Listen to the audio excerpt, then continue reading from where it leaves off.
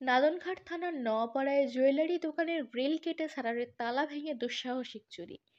লুট হয়েছে 40 ভরি সোনা, 2 কেজি রূপার গয়না সহ নগদ 5 লক্ষ টাকা। মঙ্গলবার সকাল নাগাদ মডার্ন জুয়েলার্সে চুরির বিষয়টি প্রকাশ্যে আসতেই এলাকা জুড়ে চাঞ্চল্য ছড়িয়ে পড়ে। খবর পেয়ে নওপাড়ায় ছুটে আসে নাদনঘাট থানার পুলিশ। দুষ্কৃতীরা ওই দোকানের সিসি ক্যামেরার ডিভাইসটি পর্যন্ত চুরি করে নিয়ে গেছে। ফলে দুষ্কৃতীদের কোনো ছবি পাওয়া যায়নি। পুলিশ তদন্তে চুরির সমস্ত দিক খতিয়ে দেখছে।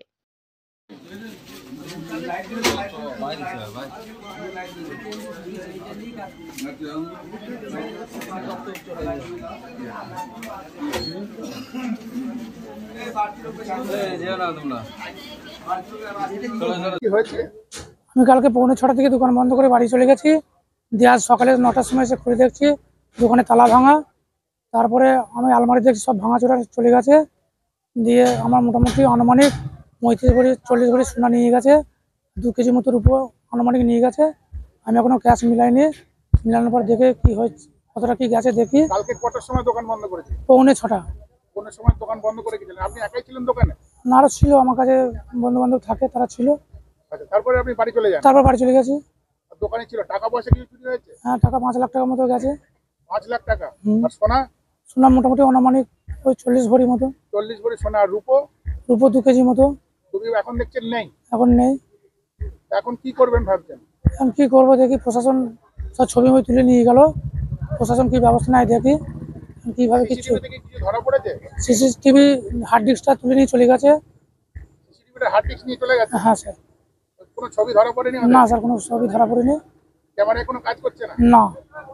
তাহলে এই যে এত জিনিস নিয়ে চলে গেল, এবার কি করবেন আপনি? এখন কি করে দেখি, প্রশাসন কি বলে, ব্যবস্থা না হলে এখন নিঃস্ব হয়ে যেতে পারে রাস্তায়। পুলিশ এসেছিল, কমপ্লেন দিয়েছেন? পুলিশ এসেছিল, কমপ্লেন দিয়েছি। কি নাম আপনার? শেখ মনিরুল হক। এটা কোন জায়গা? নপাড়া মোড়, নাদনঘাট থানা। নাদনঘাট থানা। জানা গিয়েছে, বকপুর গ্রাম পঞ্চায়েতের কুশগড়িয়া গ্রামের বাসিন্দা মনিরুল শেখের জুয়েলারি দোকান রয়েছে নওপাড়া মোড়ের কাছে। মনিরুল সাহেব গয়না তৈরির পাশাপাশি গয়না বন্ধকের ব্যবসাও করেন। সোমবার সন্ধে 6:30 নাগাদ জুয়েলারির দোকান বন্ধ করে বাড়ি চলে যান ওই ব্যবসায়ী। মঙ্গলবার সকাল 9টা নাগাদ পুনরায় তার মডার্ন জুয়েলার্সের দোকানে এসে দেখেন গ্রিলের একটা দিক উপড়ে ফেলা হয়েছে এবং ভিতরে শাটারের তালাও ভাঙা। এরপর ভিতরে গিয়ে তিনি দেখেন দোকানে রাখা সিন্দুক থেকে 40 ভরি সোনার গয়না, 2 কেজি রূপার গয়না সহ 5 লক্ষ টাকা উধাও। বিষয়টি পার্শ্ববর্তী দোকানদারকে জানাতেই এলাকায় শোরগোল পড়ে যায়। পাশের দোকান নাকি? হ্যাঁ, আমার এই মডার্ন জুয়েলার্সের পিছনে নান্দাই কম্পিউটার এডুকেশন সোসাইটি। তা সকালবেলা এসে দেখি যে বাবলু ভাই, দোকান মনিরুল হক, উনি দোকান খোলার সময় দেখে যে এরকম ব্যাপার, যে একটা তালা ভাঙা আছে এবং সিসিটিভির যে ডিভিআর আছে, ডিভিআরটাও তুলে নিয়ে গেছে এবং তার সঙ্গে সোনা, কিছু ক্যাশ, এগুলো সব নিয়ে গেছে।